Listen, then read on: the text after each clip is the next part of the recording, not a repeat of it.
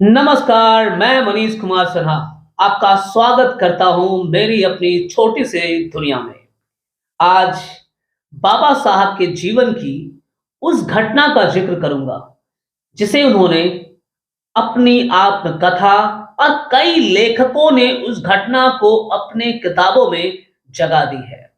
बाबा साहब लिखते हैं, मैं वह तो नहीं।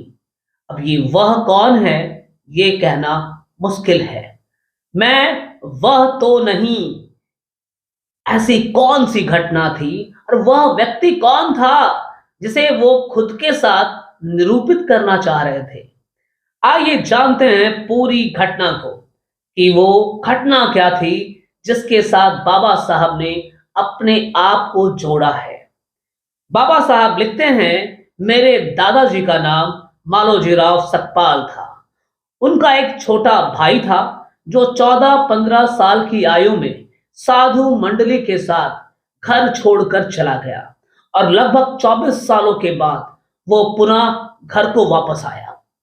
उसे देखकर मेरी परदादी जो उस वक्त जिंदा थी, वो काफी खुश हुई, काफी आनंदित हुई और अपने उस भूले बिछड़े बेटे से कहती है, बेटा अब तू अपना जीवन, अपना घर, अपना गृहस्थी बसा ले, शादी कर।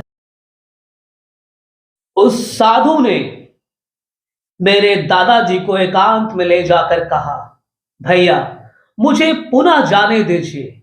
मैंने इतने वर्षों से जो तपस्या की है उससे अभी मुझे संतोष नहीं मिला है।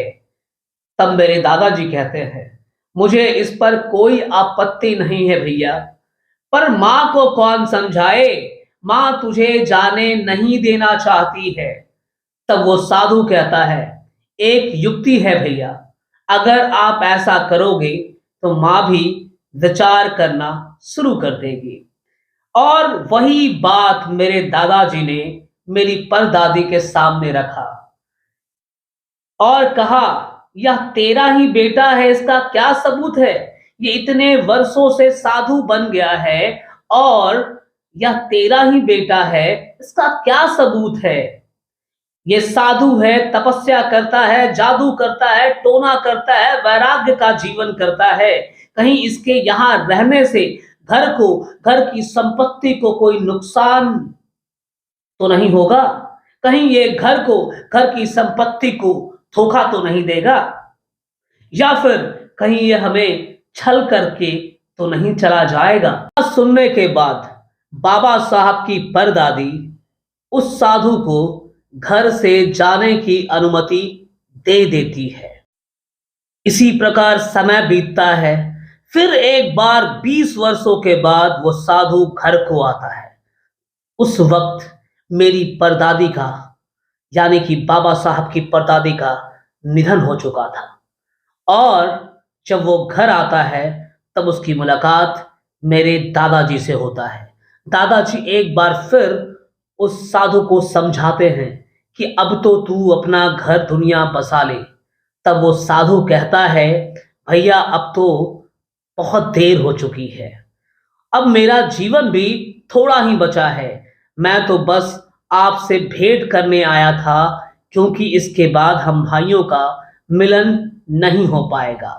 इतना कहने के बाद वो साधु कहता है कि मैं आपसे एक और बात कहने आया हूं, और वो ये है कि आपकी तीसरी पीढ़ी में एक ऐसा व्यक्ति का, एक ऐसे बालक का जन्म होगा जो पूरे परिवार का उद्धार करेगा। वो उद्धारक अपने समाज का उद्धारक पुरुष होगा। साधु ऐसा भविष्यवाणी कर, ऐसा शुभ संदेश देकर एक बार फिर से मेरे दादाजी से विदा लेता है और चला जाता है। और जब ये घटना मैं जानता हूं, जब ये कहानी मैं सुनता हूं, उसके पश्चात मुझे कई बार विचार आता है।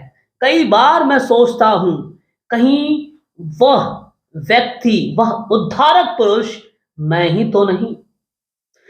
क्योंकि मैं बचपन से ही तेज बुद्धि वाला रहा हूं।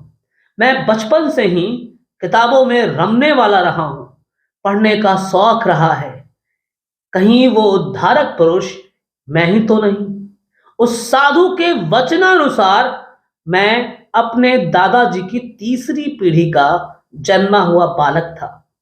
यह सोचकर मैं कभी-कभी स्तब्ध रह जाता हूँ। आज के लिए इतना ही, मिलते हैं अगले वीडियो में, तब तक जय हिंद, जय भारत।